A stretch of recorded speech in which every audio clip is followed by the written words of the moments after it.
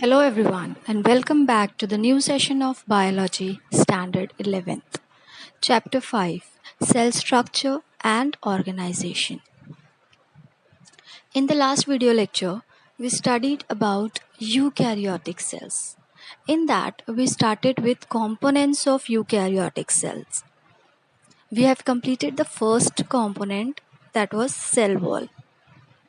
Then we started with second component, that is cell membrane or plasma membrane, or you can say biomembrane.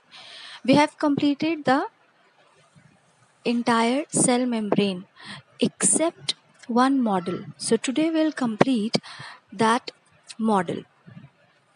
The most accepted model for cell membrane is fluid mosaic model. So we'll start with fluid mosaic model. It was proposed by Singer and Nicholson. According to this model, cell membrane is made up of phospholipid bilayer and protein. So three layers are there. Two layers are of phospholipids and one is protein. Now if you will see the structure, you can see the bilayer is arranged in such a way that the heads are facing the water or the solution, that is polar heads, and non-polar tails are sandwiched in between two heads. And proteins are like icebergs in the sea of lipids. That means if suppose you feel that this model is a sea, okay, in that sea you will find proteins are present somewhere at some positions like icebergs, and these proteins can change their position. Among these proteins, some are intrinsic and some are extrinsic. Talking about intrinsic proteins, that is those proteins which occur at different depths of bilayers.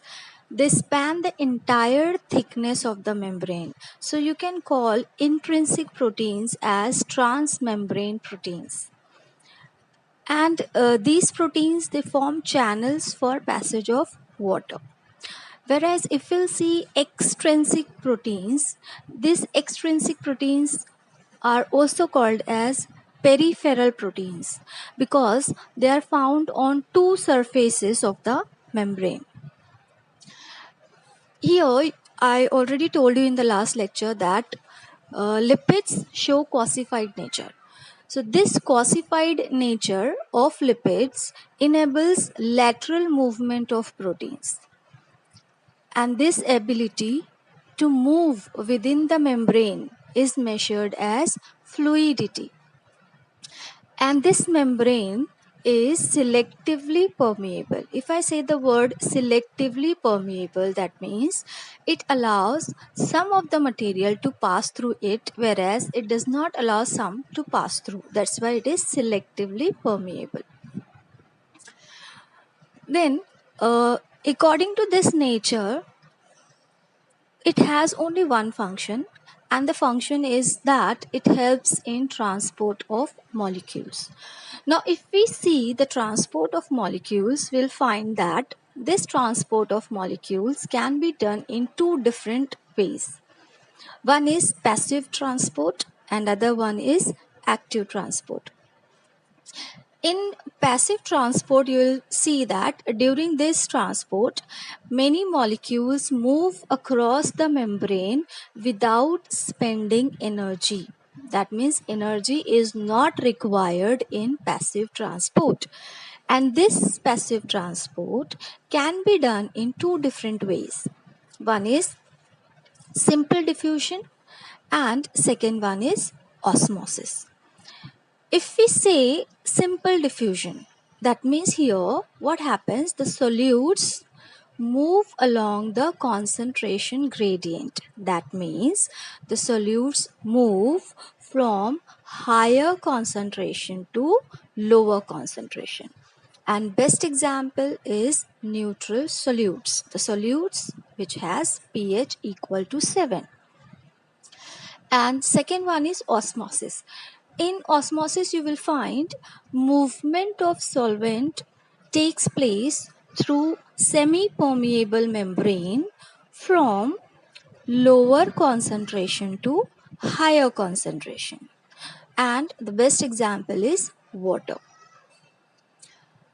Then second one is your active transport. During active transport, few ions or molecules are transported against concentration gradient. That means if I say against concentration gradient, that means from lower concentration to higher concentration. See, in passive transport we studied two different methods, simple diffusion and osmosis, and in active we have only one, and here the transportation is against the concentration gradient. So it requires energy because it has to move against the concentration. So as it requires energy, that means what? ATP is utilized. And the best example is sodium or potassium ion pump. In this you will find the polar molecules, they cannot pass through non-polar lipid bilayer.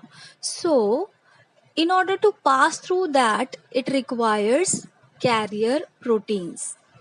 So in passive transport nothing is required, but in active transport they require energy and they also require carrier protein in order to pass through non-polar to polar and polar to non-polar.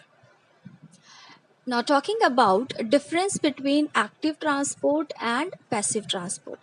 In active transport, energy is required. In passive transport, energy is not required. So as in active transport, energy is required. So what is utilized is ATP. Okay. And in passive transport, as energy is not required, so ATP is not utilized. In active transport, you will find they need channels for transport. As I told you, they require carrier proteins. That means they require channels for transport.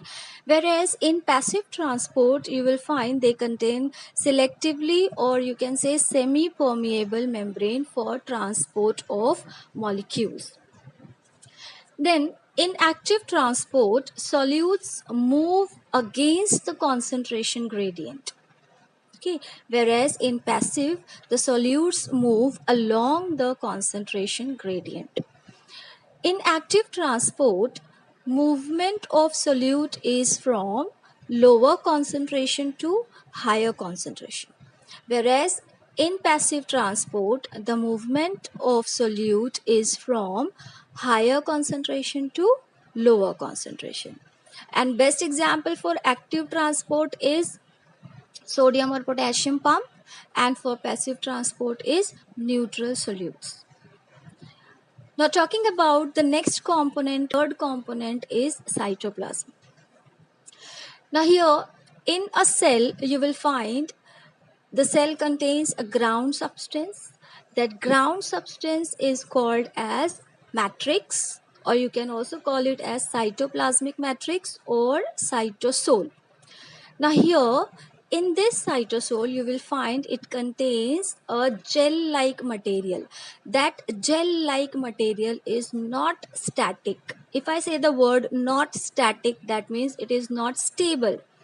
It always moves, and whatever movement it shows, that movement is called streaming movement, and that streaming movement is actually called as cyclosis. So whatever matrix is present in the cytoplasm, it shows a movement. That movement is called as cyclosis.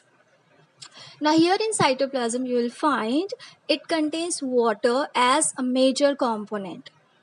So here, along with water, it also contains organic and inorganic substances or molecules, but water is a major component.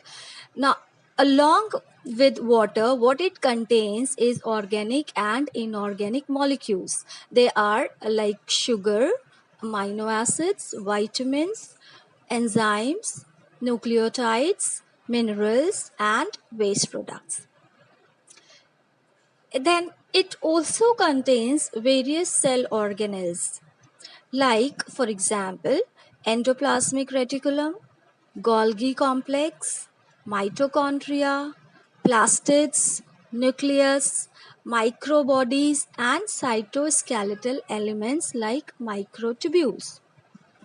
Now, here, whatever cell organelles are present, these cell organelles are nothing but they are compartments that is present in the cell and that carry out specific functions. That means cell organelles has to carry out certain specific functions. Some of them coordinate with each other and complete the specific task for the cell. And these substances, these compartments which coordinate with each other and complete their task, they are considered as endomembrane system. For example, it contains nuclear membrane, endoplasmic reticulum, Golgi complex, lysosomes, and various types of vesicles and vacuoles. They are all together considered as endomembrane system. Whereas there are certain organelles, they have distinct functions that are not included in endomembrane system. Those organelles are mitochondria and chloroplast. Here you will find these mitochondria or chloroplasts, they carry out specific type of energy conversions.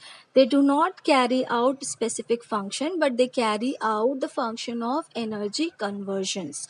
Therefore, they are not considered as endomembrane system. They are excluded from it. And now coming towards the functions of cytoplasm. What are the different functions of cytoplasm? First one is that it acts as a source of raw material for various metabolic activities. If I say the word metabolic activities, that means the activities which are present or done within the cell itself, they are considered as metabolic activities. Now, here it also helps in distribution and exchange of materials between various cell organelles. As I told you, these are done through endomembrane system, that is the exchange or distribution of material. So we have completed today about fluid mosaic model and cytoplasm. Let's see a quick summary. Today we studied the details of fluid mosaic model. Then we studied difference between active and passive transport. And then we studied the third component of eukaryotic cell, that is cytoplasm. I hope you have understood the topic. We'll stop here. We'll continue in the next video lecture. Till then, take good care of yourselves. Thank you.